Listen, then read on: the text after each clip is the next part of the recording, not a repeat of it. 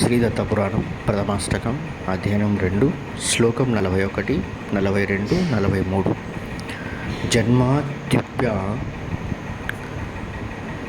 దేరాత్మనో గుహావిష్టౌ ప్రదర్శచ తదైక్యార్థం క్షమాద్యుక్త తత్సిద్ధ్యర్థం క్రియాదికం పునః కామ్యక్రియాకర్తుర్విఫలం చార్చిరాధిన ప్రదర్శాస కృదావృత్య శ్రవణాదేహి పరాత్మనో విజ్ఞానాత్ పురుషార్థత్వం పూర్వోత్తరమలక్షయః ఇతరస్యాప్యల్యం శ్లేషో యావదారబ్ధమీక్షితుః.